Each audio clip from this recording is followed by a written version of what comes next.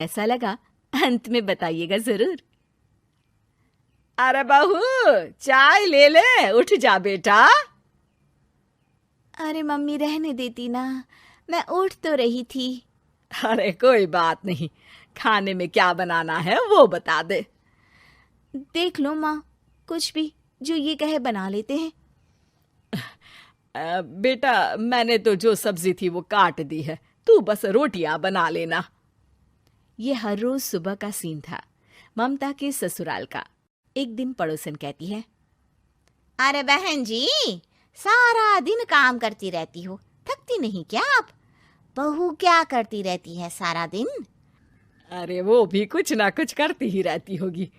अब इतनी भी बूढ़ी तो नहीं हूं मैं जो बैठ जाऊं कि सामने काम पड़ा है और मैं बैठ ही रहूं।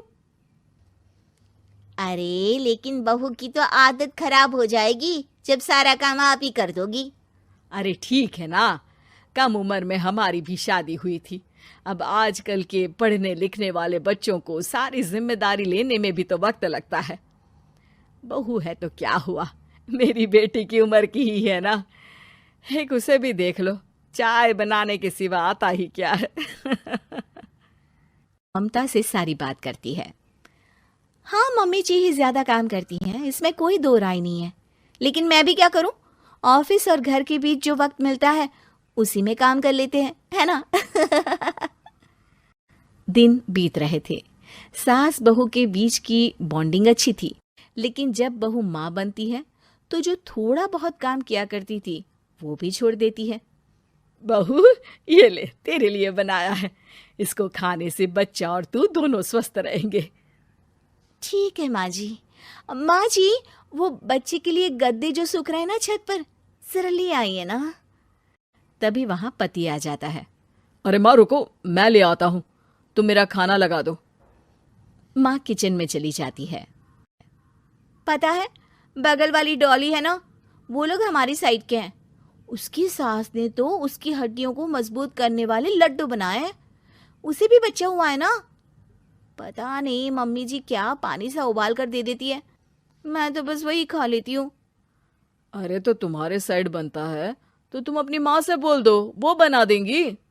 आहा, माँ की तबीयत ठीक नहीं रहती, तुम जानती हो ना, कैसे बनाएंगी वो। अरे क्या हो गया सासू माँ को? कल तक तो फेसबुक में किटी की फोटो डाल रही थी। अच्छा अच्छा चुप रहिए। डॉली की सास ने मनाया है, तुम लोगों का भी तो फर्ज बनता है। तभी वहां सास आ जाती है। ये ले बहू, गर्म पानी की बोतल, गर्म पानी पीने से पेट अंदर हो जाएगा। नहीं नहीं माँ जी, गर्म पानी पीने से प्यास नहीं बुझती। अरे पी लेना बेटा। वो बगल वाली डॉली को तो जानती है ना, जो तुम लोगों के साइड की है। तेरे साथ ही उसका भी बच्चा हुआ था। बेचारे का कोई ख्याल रखने वाला नहीं, सारा काम करती है और रात में बस एक लड्डू खाकर सो जाती है। पेट तो लटक ही गया है और बच्चा तो कितना कमजोर सा है उसका। अच्छा माँ, क्या बात है, डॉली की ये हाल है? क्यों मैडम, क्या कहना है आपका? अब पता है मुझे, किसी के पास मेरी सास की तरह सास थोड़ी ना है। नहीं नहीं बेटा, ऐसा नहीं है। मेरे लिए तो तुम सभी मेरे बच्चे जैसे ही हो। ममता को समझ में नहीं आता कि वो सास में कैसे कोई बुराई निकाले, क्योंकि हर कोई उससे उसकी सास की तारीफ ही किया करता था। एक रोज ममता के घर उसकी ननद आती है। अरे भाभी, मुन्नी को तो 6 महीने हो गए, आप अभी भी बेड पर हो। आ गई है आप? कैसी हैं बुआ? बच्चा होने के 6 महीने बाद आई हैं आप? भाभी, अमेरिका दूर है ना तो वक्त लग जाता है। अब इनकी छुट्टी अभी थी तो सभी आ गए। वैसे माँ कहाँ है? थकी हारी सास बेटी को देखकर खुश हो जाती है। माँ, इस बार तेरा वीजा तैयार है, मेरे साथ चलने को तैयार रहना। हाँ हाँ बेटा, मैं तैयार हूँ। अरे ऐसे कैसे माँ, मैं कैसे मैनेज करूंगी? कैसे मतलब? जैसे मैंने किया अमेरिका में, आप इंडिया में कर लेना। वैसे आपका तो मायका भी पास ही में है ना। हाँ वो तो है, लेकिन वहाँ माँ के पास वक्त नहीं होता। ईश्वर भक्ति में उनका सारा समय चला जाता है। भाभी, बेटी परेशान हो तो माँ का ध्यान आरती में कैसे लग सकता है? समझ में ही नहीं आता। वैसे भी अब माँ को मैं अपने साथ ले जा रही हूँ। माँ को विदेश घूमने का शौक है ना। ममता मन मारकर चुप हो जाती है, लेकिन मन ही मन सोचती है कि वो कैसे सारा काम मैनेज करेगी। पति का खाना, नाश्ता, मुन्ने को नहलाना, धुलाना, फिर रात भर इसके लिए दूध तैयार करना। माँ तो सारा काम करती थी। हे भगवान, ना भाई ना। क्या हुआ भाभी? क्या सोचकर ना भी ना कर रही हो? अरे कुछ नहीं, बस बच्चे के बाद से ही कमजोरी ज्यादा हो गई है ना, तो अचानक से बड़बड़ाने लगती हूँ मैं। अगले दिन ममता अपनी माँ को फोन करती है। राधे राधे। माँ मैं क्या करूँ, मेरी सास तो अमेरिका जा रही है बेटी के पास। अब घर का सारा काम, बच्चा, सब कैसे मैनेज करूँगी। तू आ जाना माँ कुछ महीनों के लिए मेरे पास।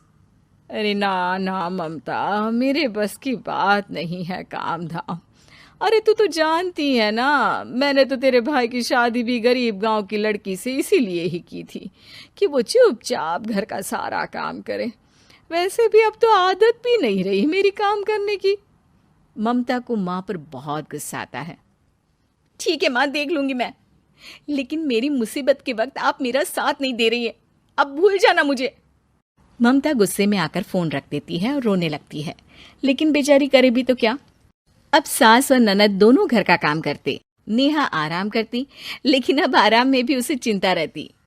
और फिर वो दिन भी आ जाता है जब ननद का जाने का वक्त आ जाता है। भाभी मैं जा रही हूँ, अपना और मुन्ने का ख्याल रखना। ममता सास को देखती है और गले लगकर रोने लगती है। माँ जल्दी आ जाना। सास मुस्कुराकर कहती है, कहाँ से ममता, मैं कहीं नहीं जा रही। मैंने देखा कि मेरे जाने की बात से ही तू परेशान हो गई थी, इसीलिए मैंने अपना जाना कैंसिल कर दिया है। तू चिंता ना कर, मैं तेरे साथ ही रहूंगी। ममता को अपनी माँ की बात याद आती है कि कैसे उसके कहने पर भी ममता की परेशानी को समझने की बजाय उसने मना कर दिया, जबकि सास ने बिना कुछ कहे बहू की समस्या पढ़ ली। हाँ माँ, हम सब साथ चलेंगे बाद में दीदी के घर अमेरिका। आज से आप रानी बनकर रहना और मुन्ने को देखना। मैं समझ चुकी हूँ कि मेरा फर्ज क्या है।